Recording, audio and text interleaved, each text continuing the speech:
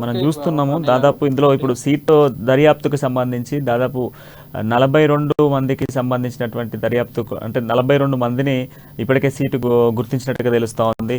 దీంట్లో ప్రధానంగా మనం 42 చూస్తే మందికి మరి దీన్ని ఏ విధంగా చూడొచ్చు అనేది కూడా ఒకసారి మనం చూసుకుంటే ఏబీవీపీ నుంచి కూడా మనతో పాటుగా ఛత్రపతి గారు ఏబీవీపీ నుంచి పాల్గొన్నారు. ముందుగా ఛత్రపతి గారు, సో చెప్పండి, మీరేమనుకుంటున్నారు? ఇప్పుడు సీట్ చేస్తున్నటువంటి దర్యాప్తు విద్యార్థులకు సానుకూలంగా వస్తుందా? ఇప్పుడు 42 మందికి కూడా సీట్ నోటీసులు జారీ చేసినట్టుగా తెలుస్తోంది. సో మొన్నటి వరకు కూడా సీట్ దర్యాప్తు కొంత వేగవంతంగా ఉండదు, ప్రభుత్వం వైపు అనుకూలత ఉంటుంది అనుకున్న మాటలన్నీ కూడా ఇప్పుడు మనం చూసుకోవచ్చా?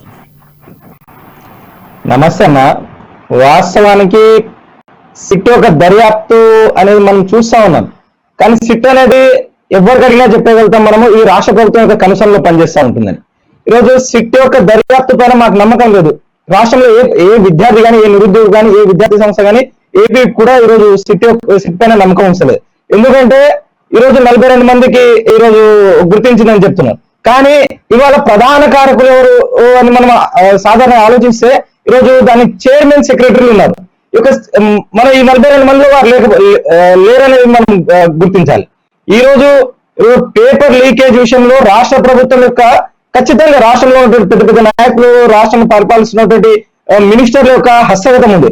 వారందరినీ కాపాడాలనే ఉద్దేశంతో ఈ రోజు సిట్ పనిచేస్తుందని అర్థమవుతుంది. ఖచ్చితంగా సిట్ యొక్క దర్యాప్తు పైన మాకు నమ్మకం లేదు. ఖచ్చితంగా సిబిఐగా లేకుంటే హైకోర్టు సిట్టింగ్ జడ్జి చేత విచారణ జరిపించాలి.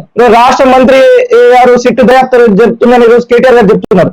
మీరు నిజంగా తప్పు చేయకుంటే ఈ యొక్క టీఎస్పీఎస్సీ లో అన్యాయానికి గురైన విద్యార్థులకు న్యాయం చేయాలనుకుంటే, ఈ యొక్క కేసులో దోషులను ఖచ్చితంగా శిక్షించాలనుకుంటే మీ తప్పు లేదు, దీంట్లో మీ ప్రమేయం లేదంటే మీరు ఎందుకు సిబిఐ ఈ కేసుని అందించలేదు? మీరు ఎందుకు సిట్ చెప్పడానికి ఎందుకు వెనకాడు చేస్తున్నారని మేము ప్రశ్నిస్తున్నామన్నా.